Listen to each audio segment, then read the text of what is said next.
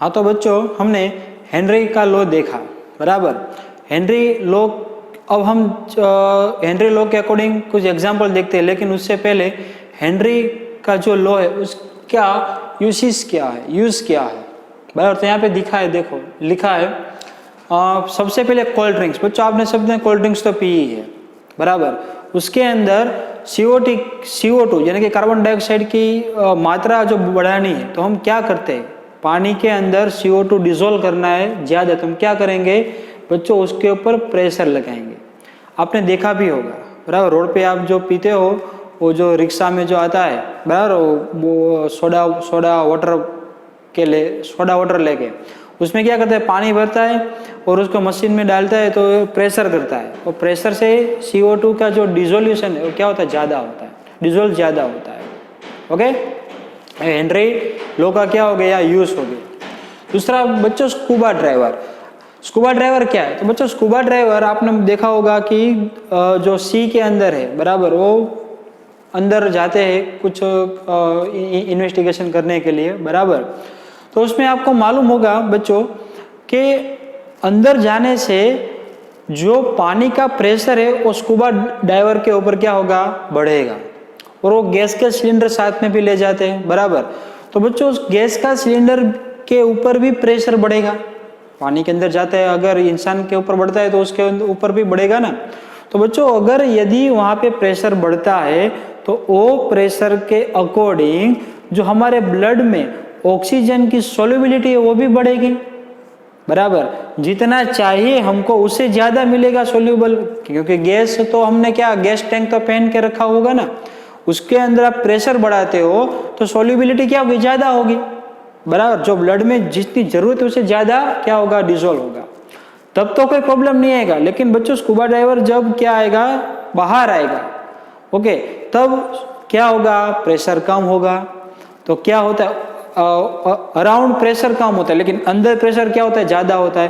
तो क्या करेंगे, जो ज्यादा डिजोल्व ऑक्सीजन हो गया वो बाहर निकलने की कोशिश करेंगे, बराबर है, बाहर निकल के क्या करेंगे, कोशिश करेंगे। तो हमारे जो सेल है, सेल, बराबर, उस सेल में से क्या होता है, उसका नाइट्रोजन बाहर निकलता है, उसको हम बोलते हैं बैंड्स। क्या बोलते हैं बच्चों, बैंड्स। बैंड्स की वजह से स्कूबा डाइवर मर भी सकता है। ओके, तो ऐसा ना हो तो उसके लिए उसके अंदर क्या डालते हैं हम, MCQ लिए IMP है बच्चों, बराबर। MCQ में IMP है, बराबर। जो स्कूबा डाइवर की जो गैस टैंक होती है उसमें सिर्फ ऑक्सीजन नहीं होता है, 11.7% हीलियम भी होता है, 5.6.2 नाइट्रोजन भी होता है, और 32.1 ऑक्सीजन भी होता है। ओके ओके, समझ में आ गया। चलिए, वैसे ही हम देखते हैं एट हाइट एल्टीट्यूड्स और क्लाइंबर्स। तो बच्चों जो ज्यादा हाई पे रहते हैं, ज्यादा ऊंचाई पे रहते हैं, वहाँ क्या होता है, उल्टा होता है। स्कूबा ड्राइवर अंदर जाता है तो वहाँ पे पानी का प्रेशर बढ़ता है, लेकिन जैसे हम ऊपर जाएंगे, जमीन, बराबर, जो जमीन है उसे वहाँ से क्या जाएंगे, ऊपर जाएंगे, तो वहाँ पे अराउंड का यानी कि एटमॉस्फेयर का प्रेशर कम होगा, बराबर। तो क्या होता है, अंदर जो प्रेशर कम होता है तो हमारे अंदर जो ऑक्सीजन है वो भी बाहर आएगा, बराबर। यस और नो, बाहर आएगा। तो उसके टाइम पे क्या होता है, उस टाइम पे एनोक्सिया, क्या होता है, एनोक्सिया, MCQ है भी, बराबर। एनोक्सिया नाम का जो थीसिस, बराबर, डिसीज होता है, कि उसमें क्या होता है, बराबर। तो उसके अंदर हम सोच नहीं सकते, दिमाग एकदम शून्य पड़ जाता है, वो यहाँ पे था। रेडी। तो ये बच्चों ये यहाँ पे थोड़ा यूज था, बराबर, बायोलॉजिकल, तो हमने देख लिया। ओके, लेकिन बच्चों NCERT की बुक में मेरे ख्याल से उसकी लिमिटेशन नहीं दी है। तो बच्चों मैंने लिमिटेशन भी यहाँ पे दिया है, बराबर, हेनरी लॉ का लिमिटेशन, बराबर, कॉम्पिटिटिव एग्जाम में काम आएगा आपको। देखो, this law is applicable to the gaseous solutes which show only ideal behavior at high temperature and low pressure। बच्चों हमको ये बहुत ही ज्यादा काम का है, आगे चैप्टर में हम पढ़ेंगे ये आइडियल गैस के बारे में। सिर्फ वही सॉल्यूट जो आइडियल गैस की तरह बिहेव करता है वही क्या होता है, हेनरी लॉ उसके ऊपर एप्लीकेबल है। कब, low pressure and high temperature. Ideal क्या है बच्चों, हम आगे देखेंगे, ये चैप्टर में आगे हम पढ़ने वाले हैं। ओके, और this law is applicable to solute which does not undergo dissociation और association when the solute dissolve in the solvent, बहुत ही आईएमपी और एमसीक्यू सॉरी पॉइंट है बराबर। देखो क्या कहते हैं वो बच्चों, सॉल्यूट को हमने सॉल्वेंट के अंदर डाला, मान लीजिए कि आपके पास पानी है एज ए सॉल्वेंट बराबर, या पानी है, उसके अंदर आपने एसिटिक एसिड डाला, तो बच्चों एसिटिक एसिड का फॉर्मूला आपको मालूम है किस तरह से होता है, CH3 structure formula C double bond OH, इस तरह से होता है। एक और भी आपके पास मान लीजिए कि एसिटिक एसिड का दूसरा अणु है, उसके आप यहाँ पे लिखते हैं CH3 बराबर CH3C डबल बॉन्ड और OH।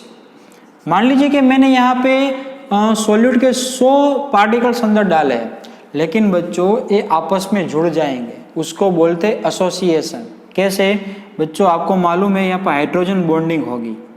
हाइड्रोजन बॉन्डिंग कम होती है जब हाइड्रोजन के पास फोन होता है, मोबाइल फोन नहीं बच्चों, फ्लोरीन ऑक्सीजन और नाइट्रोजन होता है तो हाइड्रोजन बॉन्डिंग होती है बराबर। तो इसके पास है ऑक्सीजन तो हाइड्रोजन बॉन्ड होगा। तो हमने सॉल्यूशन के अंदर सॉल्यूट के 100 मोलिक्यूलर्स डाले हैं, तो बच्चों आपस में जुड़ के सिर्फ कितने हो जाएंगे, 50 हो जाएंगे। कितने हो जाएंगे, 50 बराबर। तो ऐसा होता है, तो इसके ऊपर हेनरीज लॉ एप्लीकेबल नहीं है। ये एसोसिएशन हुआ। डिसोसिएशन क्या कहलाते हैं बच्चों, मान लीजिए कि आपने NaCl डाला, NaCl का 1 मोल डाला है, लेकिन सॉल्यूशन के अंदर जाते ही उसके 2 मोल हो जाते हैं। कैसे, Na प्लस और Cl माइनस, इसका एक, इसको बोलते हैं डिसोसिएशन। ऐसा भी नहीं होना चाहिए और ऐसा भी नहीं होता है। एसोसिएशन और डिसोसिएशन नहीं होना चाहिए। उसके ऊपर क्या करते हैं, एप्लीकेबल हेनरी का लॉ। यदि हो जाता है तो उसके ऊपर एप्लीकेबल नहीं है। और लास्ट में तीसरा वाला, this law is applicable to gaseous solute which does not from any product by the chemical reaction when gaseous solute is dissolve in a liquid solvent. Liquid solvent के अंदर गैस डिसॉल्व होता है तो gas यानी कि solute और solvent आपस में केमिकल रिएक्शन नहीं करने चाहिए तो ही एप्लीकेबल है। एग्जांपल के तौर पे आपके पास H2O है एज अ सॉल्वेंट तरीके, क्या है सॉल्वेंट, क्या है H2O। सॉल्यूट क्या है, मान लीजिए कि आपने अमोनिया लिया, अमोनिया बराबर NH3, तो बच्चों अमोनिया गैस है एज अ सॉल्यूट बराबर। दोनों को आप मिक्स करोगे तो आपको बाय प्रोडक्ट मिलेगा NH4OH, सॉरी बाय प्रोडक्ट नहीं, ये मेन प्रोडक्ट ये NH4OH मिलेगा। तो ऐसा होता है तो हेनरी लॉ एप्लीकेबल नहीं, यानी कि सॉल्यूट और सॉल्वेंट आपस में केमिकल रिएक्शन करने नहीं चाहिए। ओके, तो यहाँ तक था हमारा लिमिटेशन, ये था यूज। तो बच्चों आई होप आप लोग समझ में हो, आप लोग सब समझ गए होंगे। और हम अभी आगे हेनरी लॉ के अकॉर्डिंग एग्जाम्पल देखते हैं, क्वेश्चन देखते हैं। हाँ तो बच्चों हम अभी हेनरीज लॉ के अकॉर्डिंग जो क्वेश्चन है वो देखेंगे बराबर। चलिए, सबसे पहला क्वेश्चन है, कुछ मांगा है हमसे, क्या है देखो, if N2 gas is bubbled through water at 293 Kelvin, how many millimole of N2 gas would dissolve in 1 liter of water? Assume that N2 exerts a partial pressure of 0.987 bar. Given Henry's law constant for N2 at 293 Kelvin is 76.48 bar. Okay, example number 2.4 का question है। तो बच्चों पहले समझो क्या किया गया है। वो देखो, आपके पास कोई बीकर है बराबर, नहीं कोई कंटेनर है, उसके अंदर पानी लिया हुआ है। पानी का वॉल्यूम भी आपको मालूम है, देखो दिया गया, पानी का वॉल्यूम कितना है, इन 1 लीटर, यानी कि 1 लीटर वॉल्यूम है। उसके अंदर हमको क्या करना है, नाइट्रोजन गैस पास करना है। तो बच्चों नाइट्रोजन गैस अगर यदि हम पास करेंगे तो क्या होता है, नाइट्रोजन पानी के थ्रू आउट बराबर है, कहाँ जाता है, ऊपर जाता है। थोड़ा डिजोल्व भी होता है, थोड़ा अनडिजोल्व भी रहता है। ओके, तो क्या होता है, जो पानी के ऊपर वाला जो नाइट्रोजन है बराबर, वो पार्शियल प्रेशर क्रिएट करता है, किसके, पानी की सरफेस पे बराबर ना, पार्शियल प्रेशर क्रिएट करता है। वो पार्शियल प्रेशर आपको दिया गया है। कौन सा दिया है? Partial pressure of N2, yes यह रहा 0.987 बार। क्लियर इतना? ओके। तो हमको क्या चाहिए, क्या मांगा है हमसे? हाउ मेनी मिलीमोल, यस ये रहा मिलीमोल, ओके, ऑफ N2 चाहिए। तो बच्चों आपको मालूम है, मैंने पहले भी आपको बताया है, हेनरी के लॉ क्या कहता है? pH is equal to KH into x, P is equal to KH into x. तो बच्चों ये जो प्रेशर है वो प्रेशर कहाँ पर है? अबव द सरफेस, बराबर ना? कौन कहाँ पे है? अबव द वाटर सरफेस, यानी अबव द सॉल्यूशन सरफेस।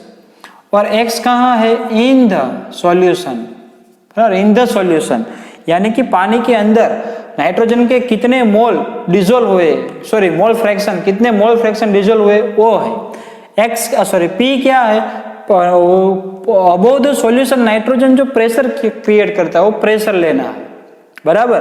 तो बच्चों क्या है हमारे पास? हमको x चाहिए, मिलीमोल तो चाहिए। मिलीमोल कब मिलेंगे? जब आपको मोल मिल जाएंगे तब। तो p दिया है, KH p दिया है, x मिल जाएगा। ओके, चलिए according to Henry's law formula लिखिए, P(N2), N2 क्यों? नाइट्रोजन के लिए, बराबर। नाइट्रोजन का partial pressure is equal to KH into XN2, XN2 यानी कि मोल फ्रैक्शन ऑफ N2। तो XN2 is equal to P upon KH is equal to 0.987, और यहाँ पे बच्चों 76480। क्यों सर इतना लिया? तो बच्चों यहाँ पे देखो, यहाँ पे आपको किलो बार में, बराबर, यहाँ पे गलती है टेक्स्ट बुक में, एनसीईआरटी की टेक्स्ट बुक में यहाँ पे किलो बार दिया है। क्या दिया है? किलो बार। तो किलो बार को आप कन्वर्ट करेंगे बार में तो आंसर ये आएगा, बराबर। तो यहाँ पे वैल्यू पुट कर दो, तो आपको बच्चों N2 का मोल फ्रैक्शन कितना मिला? 1.29 इंटू 10⁻⁵, इतना आपको मोल फ्रैक्शन मिल गया। बच्चों ध्यान रखो, आपके पास बाइनरी सॉल्यूशन में कौन से कंपोनेंट थे? एक था पानी और एक था क्या है? नाइट्रोजन। बच्चों नाइट्रोजन का मोल फ्रैक्शन देखो बहुत ही कम है, 10⁻⁵, बराबर। तो बच्चों आपको मालूम है कि बाइनरी प्रोडक्ट में सॉल्वेंट और सॉल्यूट का मोल फ्रैक्शन कितना होता है? 1 होता है मिला के, बराबर, टोटल मोल फ्रैक्शन। तो बच्चों इतना, इसका तो इतना छोटा है, तो पानी का किसके ज्यादा होगा कि नहीं होगा, बराबर। तो बच्चों एक यहाँ से एक कंक्लूजन वो भी निकलता है कि नाइट्रोजन का मोल फ्रैक्शन कम है, यानी कि उसका मोल भी कम है। किसके अकॉर्डिंग? तो क्या? पानी के अकॉर्डिंग, बराबर ने? पानी का मोल क्या है? ज्यादा है। तो बच्चों ये बात याद रखना, मैंने जो बोली वो, बराबर। मोल फ्रैक्शन नाइट्रोजन का कम, यानी कि उसका मोल भी कम। पानी का मोल फ्रैक्शन ज्यादा, यानी कि पानी का मोल भी ज्यादा। ओके, चलिए, तो ये XN2 यानी कि मोल फ्रैक्शन ऑफ N2, तो उसका फॉर्मूला क्या हमने आगे देख लिया, बराबर। मोल फ्रैक्शन की जो कंसंट्रेशन टर्म थी उसमें mole of N2 divided by total mole, तो टोटल मोल में है कितने कितने? Mole of N2 and mole of H2O, बराबर। आपको मोल ऑफ N2 तो काउंट करना है, देखा ना इधर, मिलीमोल ऑफ N2, वो तो आपको फाइंड करना है। रेडी? तो आप क्या करेंगे? मोल ऑफ H2 आपको चाहिए, मोल फ्रैक्शन आपके पास है, मोल ऑफ H2 आपको मिल गए तो आपका काम हो जाएगा। तो मोल ऑफ H2 के लिए क्या फॉर्मूला है? Weight by molecular weight. Okay, तो तुम्हारे पास पानी कितना है? देखो यहाँ पे लिखा है 1 लीटर। 1 लीटर यानी कि 1 किलोग्राम। क्यों? पानी के लिए डेंसिटी 1 है इसके लिए, बराबर। तो 1 किलोग्राम, इसको ग्राम में कन्वर्ट करो तो 1000, तो 1000 बाय 18 पानी का मोल कितना आया? 55.56 मोल। ओके, तो आपको मिल गया। तो बच्चों यहाँ पे वैल्यू पुट कर दो, बराबर। ये ऐसे शॉर्ट में भी लिखते हैं, mole of N2 mole of divided by mole of N2 plus पानी का मोल। तो पानी का मोल तो इधर रख दिया, H2O का मोल तुमने रख दिया इधर। अब बच्चों मैंने बोला था वो बात याद करें, पानी का मोल ज्यादा है किसके कंपैरिजन में? N2 के। तो बच्चों यहाँ पे हम क्या करते हैं कि N2 यानी कि मोल, नाइट्रोजन के मोल पानी के कंपैरिजन बहुत ही कम है, तो इसको हम क्या करते हैं? निग्लेक्ट करते हैं। क्या करते हैं? निग्लेक्ट। ओके, तो NN2 आपको चाहिए, तो एक कहाँ पे आएगा? यहाँ से ये तो निकल गया, तो सिर्फ डिनोमिनेटर में क्या बचा बच्चों? क्या रहा? 55.56। यह सामने जाएगा तो क्या आ जाएगा? कैलकुलेशन करेंगे तो बच्चों आपको इतना मोल मिलेगा। पर आपको मोल नहीं चाहिए। देखो क्वेश्चन में क्या मांगा है आपको, मिली मोल, तो उसको 1000 से काउंट करोगे, मल्टीप्लाई करोगे तो क्या आएगा 0.716 मिली मोल आ जाएगा। ओके, एकदम इजी है, बस यहाँ पे ध्यान रखना है, इसको निगलेक्ट करना है। क्यों निगलेक्ट करना है? मोल फ्रैक्शन कम है, यानी कि मोल क्या होगा, कम होगा। यदि मोल कम है बच्चों, तो मोल पानी की कंपैरिजन में उसको क्या कर सकते हैं, निगलेक्ट कर सकते हैं, बराबर। तो आपको जो भी चाहिए था वो आपको मिल जाएगा। ओके, एकदम सिंपल सा क्वेश्चन था, आंसर आ गया। चलो अब ऐसा ही एग्जाम्पल नंबर 2 देखो। H2 is a toxic gas with a rotten egg like smell, बराबर। सड़े हुए अंडे की जैसी स्मेल है उसकी, टॉक्सिक गैस है, क्या है, टॉक्सिक, बराबर। Use for the quantity analysis if the solubility of H2S in water at HTP is 0.195 molal. Okay, calculate the KH, Henry का कांस्टेंट हमको कैलकुलेट करना है। बच्चों क्या दिया है हमको दिया है 0.195 मोलर सॉल्यूशन। ओके, याद कीजिए मोलालिटी क्या था, मोलालिटी मालूम है ना, 1 किलोग्राम सॉल्वेंट के अंदर सॉल्यूट के कितने मोल, सॉल्यूट के कितने मोल डिसोल्व करते हैं वो। तो 0.195 मोलल का मीनिंग है बच्चों 0.195 मोलल, यानी कि मोलालिटी। इसका मीनिंग है आपके पास 1000 ग्राम यानी कि 1 किलो पानी है, और वो पानी के अंदर आपने H2S के 0.195 मोल डिसोल्व किए। ये उसका क्या है, ये उसका मीनिंग है मोलालिटी का, बराबर। तो आपके पास H2S के मोल है, तो बच्चों आज यहाँ से तो आसान हो जाएगा। क्यों? हमारे पास N2 के मोल यहाँ पे निगलेक्ट करे थे, तो हम निगलेक्ट नहीं करेंगे, अभी मोल दिया है आपको, देखो कम नहीं है ये, बराबर 0.195 है, कम नहीं है, ये तो बहुत ही छोटा था, 10⁻⁻5 पे था इसके लिए। ओके, तो बच्चों क्या करते हैं हम, आपको क्या चाहिए, KH चाहिए, तो चलो देखो इधर हेनरी का अगर आप यूज करोगे तो KH इंटू क्या रहेगा X, तो KH इज इक्वल टू क्या आएगा P/X। आपको P चाहिए, P है आपके पास, दिया गया है यस STP का आपको मालूम है कितना होता है वो, बराबर। चलिए, तो X आपको चाहिए, अगर यदि आपको X मिल जाएगा तो काम हो जाएगा ना। तो X किससे फाइंड आउट करते हैं, तो मोल फ्रैक्शन ऑफ क्या लिखेंगे हम, XH2S इज इक्वल टू क्या लिखेंगे हम, NH2S upon NH2S plus NH2। तो NH2S आपके पास है बच्चों, है कि नहीं है, हाँ ये रहा, देखो NH2S है, यहाँ पे लिख दो, ये यहाँ पे भी लिख दो। NH2 कितना होगा, बराबर। तो NH2 आपके पास है कि नहीं है, दिया गया हुआ है। इफ द सोल्युबिलिटी दिया है कि नहीं दिया है, हाँ ये रहा ना, बराबर। 1000 ग्राम दिया है, 1000 ग्राम H2, बराबर। तो 1000 ग्राम H2 है आपके पास, तो क्या करोगे आप, डिवाइडेड बाय 18, यहाँ पे जो किया था वो मोल मिल जाएगा। तो सभी वैल्यू पुट कर दो यहाँ पे, आपको मोल फ्रैक्शन H2S का मिल जाएगा, प्रेशर आपको दिया HTP का, बराबर, और X डिवाइडेड बाय करेंगे तो आपको KH मिल जाएगा। आंसर क्या आता है बच्चों, वो मेरे को कमेंट बॉक्स में टाइप करके बताना। ओके, पक्का बताएंगे ना। ओके, एग्जाम्पल नंबर 3 देखो, एकदम ये वाला तो एकदम इजी है, बराबर, खुद से हो जाएगा, यानी कि ये होमवर्क में करना है, बराबर। देखो पूरा कैलकुलेशन तो मैंने कर दिया, सिर्फ आपको वैल्यू पुट करना है, कैलकुलेशन करके जो जवाब आएगा वो मेरे को टाइप करके बोलना है, सर ये आता है उसका। चलिए, example number 3, Henry's law constants for the molality of CH4 यानी कि methane in benzene at 298 kelvin is 4.27 into 10⁵ mmHg। Calculate the solubility of methane in benzene at 290 kelvin under 760 mmHg। Okay, एकदम simple सा question है। क्या चाहिए आपको, सबसे पहले जो चाहिए उसके पर फोकस करो, क्या चाहिए, कैलकुलेट द सॉल्युबिलिटी, यानी कि आपको हेनरी का नियम आप यूज करेंगे फॉर्मूला को। तो हेनरी का फॉर्मूला कुछ इस तरह से है, KH इंटू क्या होता है X।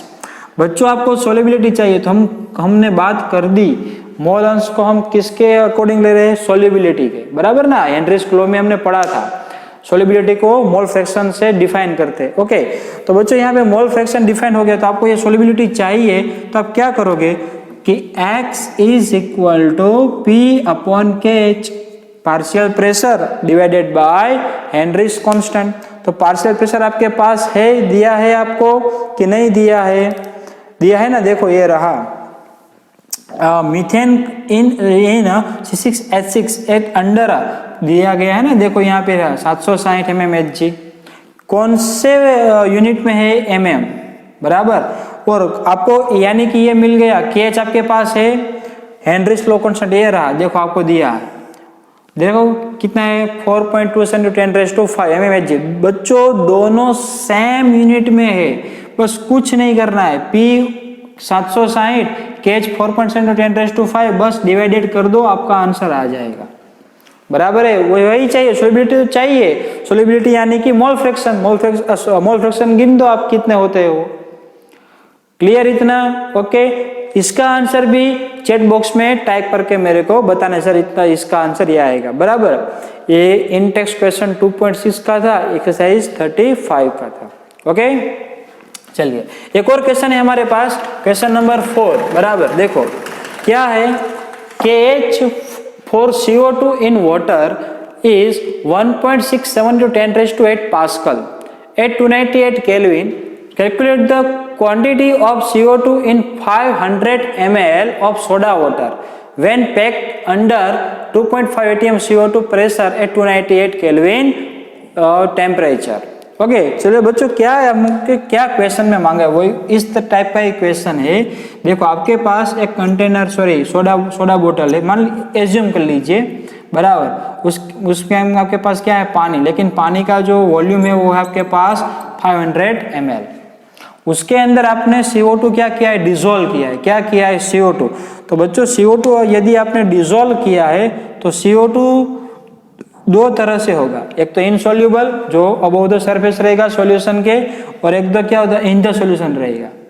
तो ये जो अबव द सरफेस वाला CO2 है वो प्रेशर क्रिएट करता है। वो प्रेशर कितना क्रिएट करता है? देखो यहाँ पे दिया है 2.5 atm of CO2 pressure, clear इतना? ओके, चलिए तो आपके पास क्या चाहिए, देखो क्या मांगा है हमारे पास, KH दिया, calculate the quantity of CO2, यानी कि आपको क्या चाहिए? क्वांटिटी X चाहिए ना, बराबर। क्यों? क्योंकि क्या फॉर्मूला है? P is equal to KH into X। P आपके पास है यस 2.5 atm, KH आपको दिया है, देखो कितना दिया है, यहाँ पे है 1.67 × 10⁸ पास्कल, बराबर। यानी कि P है, KH है, तो क्वांटिटी मिल जाएगी कि नहीं? अब गलती मत करना बच्चों, क्वांटिटी मांगा है तो हम इसको शोधेंगे वेट में, इसको फाइंड किस में करेंगे? वेट में करेंगे, बराबर ना। तो ध्यान रखना बच्चों, वेट में फाइंड करने के लिए क्या चाहिए आपको? पहले ये तो मोल फ्रैक्शन है, मोल फ्रैक्शन से पहले आपको क्या इसको फाइंड करना पड़ेगा? तो आपको फाइंड करना पड़ेगा मोल। मोल आपको मिल जाता है तो ही आपको क्या मिलेगा बच्चों? वेट मिलेगा। तो पहले मोल फ्रैक्शन काउंट करते हैं, बाद में मोल काउंट करेंगे, बाद में वेट हमको मिल जाएगा। तो ये चेन थी। तो सबसे पहले मोल फ्रैक्शन चाहिए, तो मोल फ्रैक्शन का फॉर्मूला यहाँ से क्या बनेगा? P अपॉन KH, तो मैंने लिख दिया इधर P अपॉन KH, बराबर। X इज इक्वल टू, यहाँ पे गलती हुई ना बच्चों कि नहीं हुई? हाँ, यहाँ पे गलती है, बराबर। P अपॉन क्या होता है? KH। P अपॉन कितना आएगा? KH। Okay, P upon KH, clear इतना? चलो ओके, तो P है आपके पास यस 2.5 atm, लेकिन नहीं चलेगा। क्यों नहीं चलेगा? देखो 2.5 atm यहाँ पे आपको दिया है, बराबर। यहाँ पे पास्कल में है, दोनों यूनिट प्रेशर में ही रहेंगे ना, कल बताया था, याद कीजिए, बराबर है, हेनरी स्लोप में बताया था। और KH का यूनिट क्या होगा? वही होगा जो प्रेशर का होगा। क्यों? मोल फ्रैक्शन का तो यूनिट होता नहीं है, तो दोनों को एक ही यूनिट में रखना है। तो एटीएम को कन्वर्ट करो पास्कल में, तो आपको मालूम है 1 atm is equal to 1.01325 × 10⁵ pascal में कन्वर्ट हो गया। हेनरी का फॉर्मूला रख दो, फिर फॉर्मूला रखने के बाद आपको मिलेगा XCO2 इज इक्वल टू कितना मिलेगा? Mole fraction 0. कितना है? 0.0012 मोल फ्रैक्शन। ओके, तो बच्चों तो मोल फ्रैक्शन का फॉर्मूला लिखो कि क्या है मोल फ्रैक्शन का formula? Mole fraction of CO2 is equal to mole of CO2 divided by mole of CO2 plus NH2। क्यों? बाइनरी, यानी कि टोटल मोल में कितने आएगा? सिर्फ 2 ही आएंगे। ओके, तो बच्चों हमको क्या चाहिए? हमको फाइंड करना है CO2 का मोल फाइंड करना है। तो यदि हमको पानी का मोल मिल जाए तो काम हो जाएगा। तो पानी का मोल के लिए आपको मालूम है बराबर 500 यानी कि 500 ग्राम, ये ml दिया है ना, 500 ml दिया, देखो उसकी क्वांटिटी ये कितना होगा? 500 ग्राम डिवाइडेड बाय उसका मोलिकुलर वेट, तो मोल कितना आएगा? 27.78 मोल। बच्चों यहाँ भी वही कहानी सेम, कौन सी? ये जो एग्जाम्पल नंबर 1 में देखी ना, वही कहानी। हमने किसको निगलेक्ट किया था? N2 को निगलेक्ट किया था ना, तो सेम यहाँ भी ऐसे ही करना है। क्यों? देखो यहाँ पे मोल फ्रैक्शन कितना है? CO2 का मोल फ्रैक्शन कितना है? 1.52 इंटू 10⁻²। तो पानी के अकॉर्डिंग तो उसका कमी होगा, बराबर है। कंपैरिजन ऑफ वाटर उसका क्या होगा? कमी होगा। तो हम यहाँ पे क्या करेंगे? NCO2 को निगलेक्ट कर देंगे, इसको निगलेक्ट कर देते हैं, बराबर। NCO2 को निगलेक्ट करेंगे तो फॉर्मूला क्या हो जाएगा? Mole fraction of CO2 is equal to mole of CO2 divided by 27.78। Okay, तो मोल CO2 के यदि हमको NCO2 चाहिए तो यहाँ पे क्या होगा? मल्टीपल, आंसर क्या आ जाएगा आपका? 0.042। लेकिन हमको वेट चाहिए, बराबर। तो बच्चों यहाँ पे जो वेट का फॉर्मूला है, बराबर, वो वेट का फॉर्मूला क्या है? देखो इस तरह से वेट मोल का फॉर्मूला बच्चों इस तरह से बनता है। क्या है? कुछ इस तरह से है। ओके, क्या है वेट का मोल का फॉर्मूला? तो मोल इज इक्वल टू क्या रहेगा आपके पास? Mole is equal to weight under weight by molecular weight. आपको वेट चाहिए तो weight is equal to mole into molecular weight. Okay, चलिए तो कितना आ जाएगा? Is equal to 0.042 into 44। क्यों? CO2 का मोलिकुलर वेट कितना है? 44। कैलकुलेशन करेंगे तो बच्चों आंसर आ जाएगा 1.848 ग्राम। ओके, 1.4 कितना आएगा? 1.848 ग्राम। ओके, तो बच्चों ये एकदम सिंपल थे क्वेश्चन। सिंपल क्यों लग रहा है आपको? फंडामेंटल इसका जो बेसिक है वो क्लियर, इसके लिए सिंपल रख है, बराबर। प्रैक्टिस करना तो खुद से प्रैक्टिस करो, आंसर आ जाएगा, बराबर। अभी हम आगे 2 क्वेश्चन और देखेंगे, तो चलिए देखते हैं आगे के 2 क्वेश्चन। चलिए बच्चों, हमने हेनरी लॉ के अकॉर्डिंग 4 क्वेश्चन खत्म किए। अब ये 5वां क्वेश्चन है, देखो किस तरह से है। The partial pressure of ethane over a solution containing 6.56 into 10⁻³ gram of ethane is 1 bar. If the solution contains 5 into 10⁻² gram of ethane, then what shall be the partial pressure of gas? Okay? अब समझिए क्या कह रहा है बच्चों। देखो यहाँ पे मैं ड्रॉ कर रहा हूँ, बच्चों देखना है इधर। पहले क्वेश्चन समझिए क्या कह रहे हैं आपसे। आपके पास पहला एक सॉल्यूशन है इथेन का, बराबर। इसमें कौन सा है? इथेन, पानी और इथेन यानी कि C2H6। उसका आपको वेट दिया है, वेट कितना दिया है? 6.56 इंटू 10⁻³ ग्राम। ओके, जब इसका वेट इतना सॉल्यूशन के अंदर डिजोल्व है बच्चों, तब इथेन वायु का इधर पार्शियल प्रेशर था 1 बार। कितना है? 1 बार। देखो दिया है ना, इज 1 बार। अब क्या करते हैं, जो दूसरा कंटेनर का यानी कि दूसरा बीकर लेके हम इथेन का जो वेट है वो वेट कितना कर देते हैं? 5 इंटू 10⁻² ग्राम कर देते हैं। तब यहाँ पे इथेन का प्रेशर कितना होगा वो फाइंड करना है। मालूम पड़ गया आपको? ओके, यहाँ पे जो सॉल्यूशन का वेट है, सॉल्वेंट का जो वेट है, सॉल्यूट का जो वेट है, उसके अकॉर्डिंग यहाँ पे कितना पार्शियल प्रेशर था? 1 बार। यदि हमने इतना वेट कर दिया तब कितना यहाँ पे पार्शियल प्रेशर होगा वो आपको काउंट करना है। ओके, चलिए। लेकिन बच्चों यहाँ पे वो नहीं चलेगा, ये इतने से इतना तो इतने से कितना, नहीं, ये नहीं चलेगा, बराबर। स्टेप बाय स्टेप देखिए क्या होता है। तो फॉर सॉल्यूशन 1 यानी कि इस वाले के लिए the mole of gas which dissolve in solution, बराबर है, जो मोल अंदर डिजोल्व हो गया है गैस का, is directly proportional to partial pressure, यही तो हेनरी लॉ है, बराबर ना, जिस गैस का जितना ज्यादा पार्शियल प्रेशर उतना उसका मोल ज्यादा डिजोल्व होगा।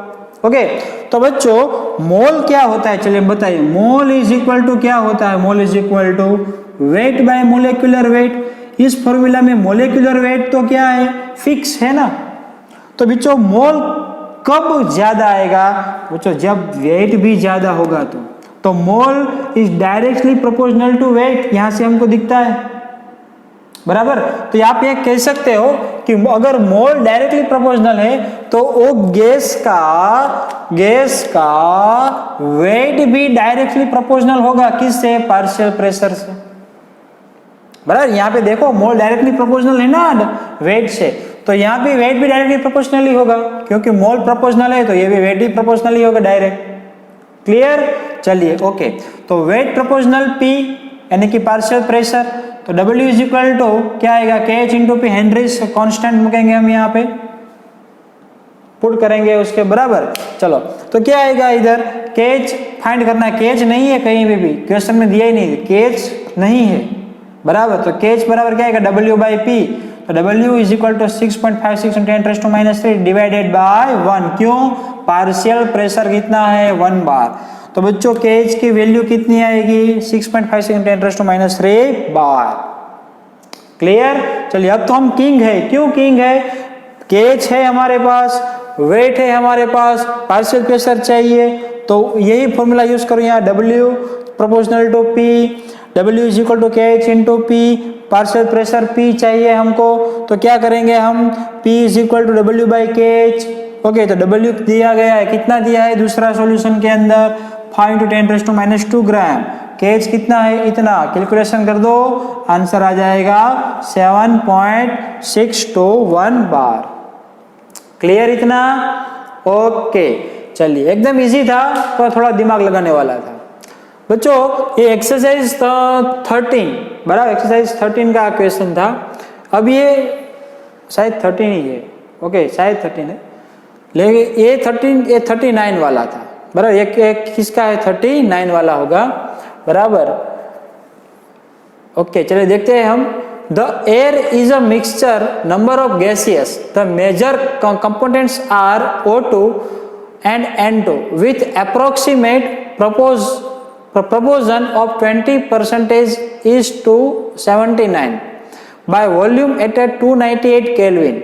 The water is in equilibrium with air at a pressure of 10 atm at 298 Kelvin. If the Henry's law constants for O2 and N2 at 298 Kelvin are 3.30 into 10⁻⁷ mm and 6.51 into 10⁻⁷ mm respectively. Calculate the composition of this gas in water. Composition, yes. Okay, बच्चों चलिए एक बार question क्या कहता है वो समझते हैं, बराबर। देखो क्या है, इधर मैं ड्रॉ करता हूं, देखो एक बीकर यानी कि एक कंटेनर है आपके पास, उसके अंदर पानी है, क्या है, पानी। क्लियर इतना, बराबर। तो बच्चों अंदर क्या है, अंदर कुछ भी गैस नहीं है, तो एयर है, एयर। तो एयर में तो बच्चों कितने सारे गैसियस होते हैं, लेकिन हम में से 2 दिया है सिर्फ जो मेजर है। मेजर कौन से होते हैं, ऑक्सीजन एंड नाइट्रोजन। तो बच्चों यहाँ पे एयर है, एयर में मेन कंटेंट यही है, भैया मेजर यही है, दूसरे भी होंगे, हमको काम नहीं है दूसरों का, इन दोनों का काम है। क्यों, हमको इन दोनों का मांगा है ना, देखो composition of O2 and N2, बराबर है, गैस का वही फाइंड करना है, और कुछ नहीं फाइंड करना है। तो यहाँ पे देखो O2 और N2 का परसेंटेज ज्यादा है तो इसका पार्शियल प्रेशर ज्यादा होगा, O2 का परसेंटेज कम है तो यानी कि यहाँ इसका पार्शियल प्रेशर कम होगा, बराबर है। लेकिन जो ये दोनों मिला के यानी कि एयर मिला के जो यहाँ पे टोटल प्रेशर क्रिएट कर रहा है वो कितना है, 10 atm है बच्चों, कितना है, 10 atm। क्लियर इतना, 10 atm है हमारा। ओके चलिए 10 atm है, पानी आपको, अगर आपको चाहिए क्या चाहिए, कंपोनेंट, बराबर है, सॉरी कंपोजिशन चाहिए, मान लीजिए कि O2 का कंपोजिशन चाहिए, तो आप क्या करेंगे, हेनरी का लॉ पुट करेंगे, बराबर, उसका फॉर्मूला लिखेंगे P is equal to KH into x, x यानी कि सॉल्युबिलिटी या मोल फ्रैक्शन जो भी आपको हो, उससे ही तो कंपोजिशन बोलते हैं, मोल फ्रैक्शन यानी कि मोल, बराबर है, वही कंपोजिशन हो गया। तो यह फाइंड करना है, x is equal to P by KH। P है हमारे पास कि नहीं है, P नहीं है। क्यों P नहीं है बच्चों, ये टोटल प्रेशर है, ये टोटल प्रेशर है, टोटल प्रेशर नहीं चाहिए, पर्टिकुलरली गैस का आपको कंपोजिशन चाहिए, तो partial pressure of the gas चाहिए, जो यहाँ पे मैंने लिखा है, the mole of gas which dissolve in solution, partial pressure चाहिए। तो पार्शियल प्रेशर फाइंड करना पड़ेगा। KH तो है हमारे पास, ऑक्सीजन के लिए KH दिया है, देखो यहाँ पे है 3.30 10⁻⁷ वो दिया है। तो पार्शियल प्रेशर हम कैसे काउंट करें, जब टोटल प्रेशर हमारे पास है तो पार्शियल प्रेशर कैसे काउंट करें, तो बच्चों 11th साइंस में जाना पड़ेगा। कहां पे जाना पड़ेगा, 11th साइंस में, याद करो Dalton's law, partial pressure of gas is equal to total pressure into mole fraction of gas. याद आ गया, partial pressure state of matter याद है, उसमें हमने डाल्टन का लॉ पढ़ा था, बराबर। Partial pressure of gas is equal to total pressure into mole fraction of gas. Partial pressure किसके लिए चाहिए, पहले मैं ऑक्सीजन के लिए फाइंड करता हूं, तो PO2 is equal to total pressure कितना है 10 atm, बराबर। यहाँ पे दिया है पानी क्या है 10 atm पे, देखो कहां पे गया पानी, पानी पानी मिल जा, पानी इक्विलिब्रियम, यस, कहां पे है, द वाटर इज, ये रहा 10 atm, बराबर। चलिए तो 10 atm बोल, और उसके बाद क्या चाहिए, मोल फ्रैक्शन ऑफ गैस। तो बच्चों मोल फ्रैक्शन यहाँ पे आपको परसेंटेज में दिया है ना, प्रोपोर्शन परसेंटेज। तो मान लीजिए कि आपके पास टोटल मोल 100 है, कितने हैं 100, 100 में से आपके पास ऑक्सीजन के कितने, तो 20%, तो 20% ऑक्सीजन के मोल हो गए, 100 में से 20 किसके, ऑक्सीजन के, 79 किसके हो गए, नाइट्रोजन के। तो मोल फ्रैक्शन क्या होगा ऑक्सीजन का, तो 20 यानी कि ऑक्सीजन के जो मोल है वो divided by total mole.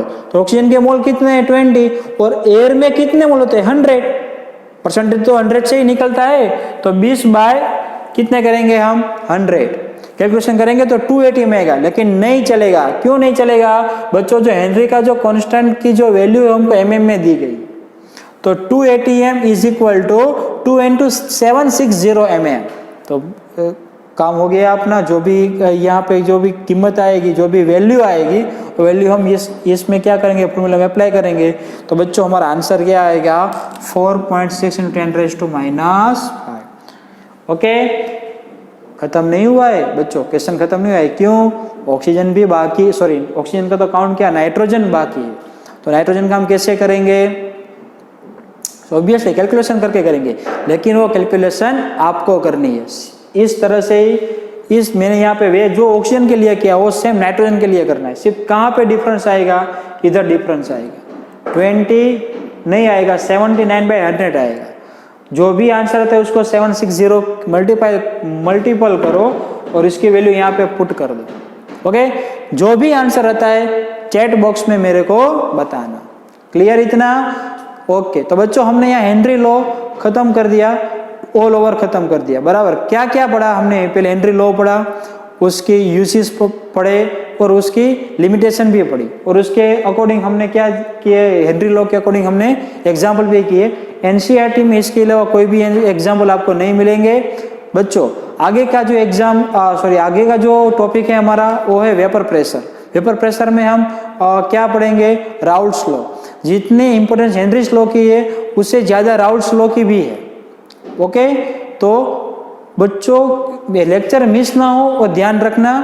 Ready? तो हम अगले लेक्चर में मिलते हैं, किसके ऊपर देखेंगे हम, राउल्ट्स लॉ के ऊपर।